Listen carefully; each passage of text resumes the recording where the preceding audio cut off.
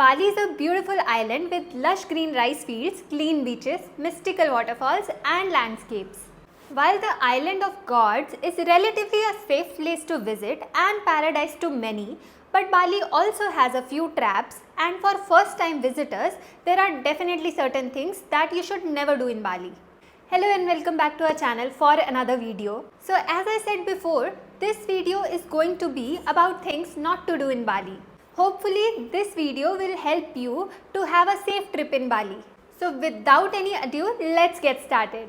Number 1 on my list is do not exchange currency from any random store or any random person that you find. Exchange your currency only from an authorized exchange. You can find many authorized exchanges around the city. A lot of people get scammed while exchanging money. They might give you less amount claiming that this is a commission charge, or there are cases when they will count money in front of you and then they will drop a few notes and give you the remaining. So I would recommend you to count the cash right there and then on the counter and be extra attentive. Number 2 on my list is don't be disrespectful to their culture and norms. You can avoid wearing revealing clothes when you are visiting any temple or any sacred place. This is quite disrespectful and you will be asked to cover up. If you are visiting a temple and wearing a short, so it is better to carry a sarong with you. You can also get sarongs from the temple itself.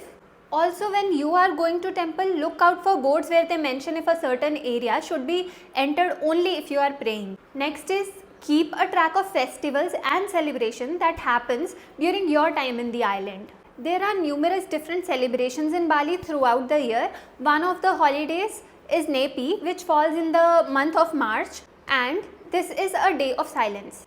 All internet and electricity is cut off during this day, and Balinese stay at home to perform their religious practices, and you are also expected to do the same.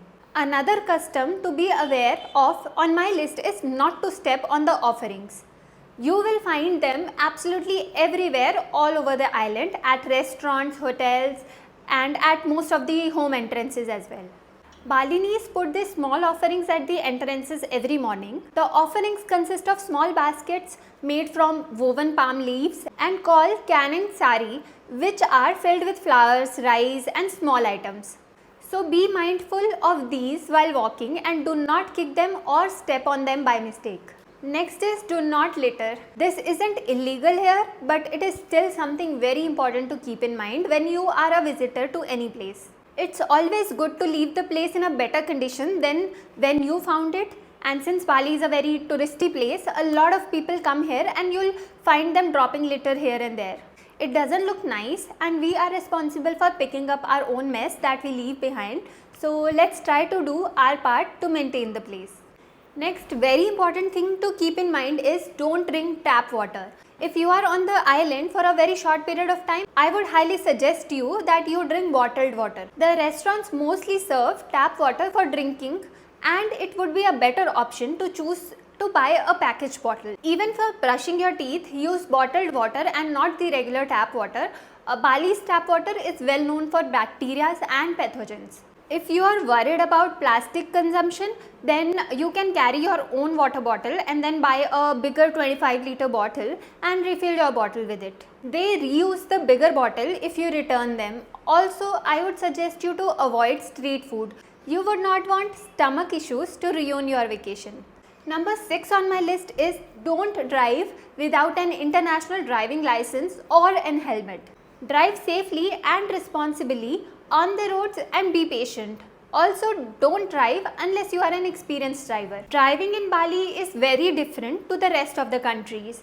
There is a lot of traffic and roads are not very broad in most of the areas. If you are not used to it, driving here can be very difficult. You can easily book cabs here. You can use Gojek and Grab for booking if you want to. Number 7 on my list is again very important, which is do not travel without a travel insurance. Although this is not mandatory, but if you get sick or happen to be in any accident and land up in hospital, you will have to pay the medical bills all by yourself. And the treatment in Bali is very expensive, and not being insured will create a very difficult situation for you. The 8th thing that you should not do while you are here in Bali is to carry around a large amount of cash in your pocket or wear a crossbody bag.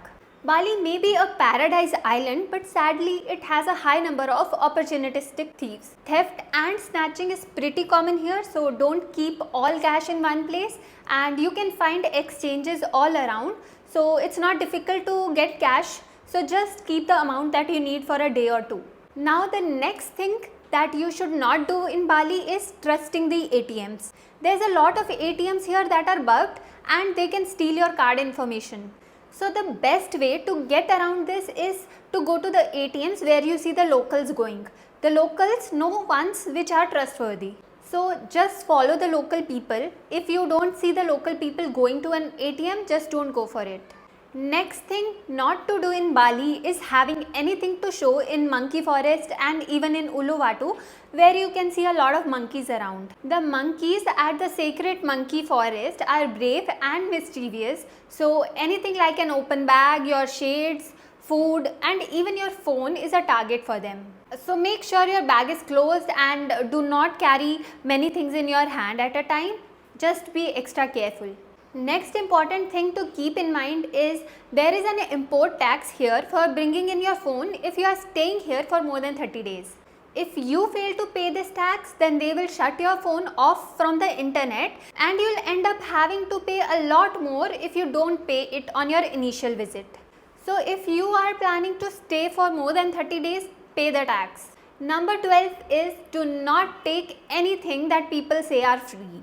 So this is really common thing here. Most of the localites here are sweet and helpful, but there are some exceptions. Sometimes vendors get into a conversation with you and they will act nice and very kind. They'll ask you from where you are and they'll say this is free for you.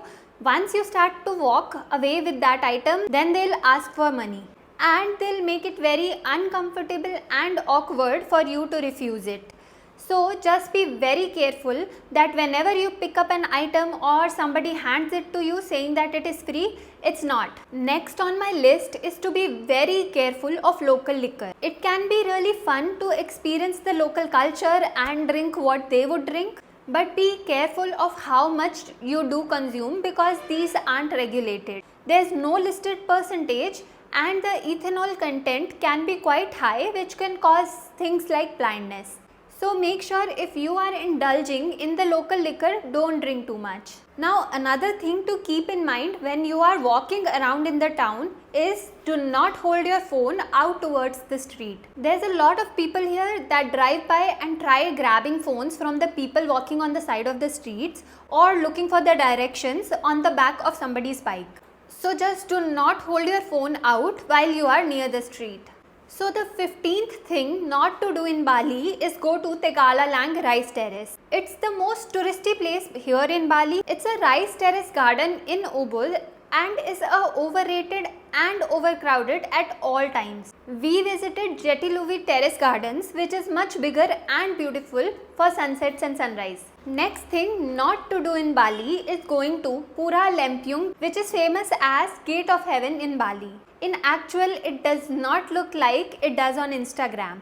There is no reflective pool on the ground. It's actually locals that put a mirror under everybody's phone. No doubt the pictures look good, but there is a long queue of 3 to 4 hours that begin over an hour before sunrise. The time can even increase more based upon the season you go in. This is again an overcrowded place, so you can skip this place if you are not too crazy about getting clicked here. Next is do not go to Nusa Penida only for one day. We also did the same mistake. So there are so many people that will sell you a day trip package where you start your day early and take a ferry to Nusa Penida, check out the few places and head back in the evening. But there's also thousands of other people doing exactly the same thing as you.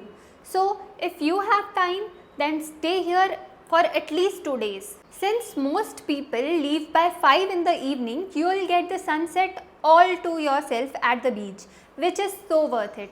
Next thing that you should not do is leaving your helmet on your bike. There are chances that you might not find it when you get back. And if you have gotten your helmet from a rental bike place, they will charge you way too much more than what the helmet was actually worth of. So take your helmet with you. Next is, do not always believe it when you are told that an attraction is closed. This is a trick that we can see a lot of times here. Someone will come and say the attraction is closed, so you should come with me to a place that I recommend you for shopping. By this, they get some commission on it. Although this is not a harmful scam, but it can still ruin some of your time. So always check for yourself before you listen to anyone telling you that an attraction is closed. Next is, do not get into a cab or a taxi without agreeing on a price. Always agree on a price before you get in a car, or you can book a cab through Gojek and Grab apps.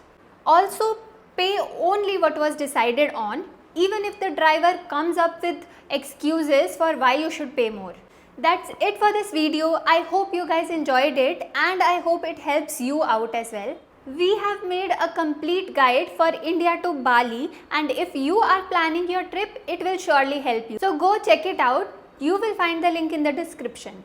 If there is anything that we left out in this video, please comment it down below.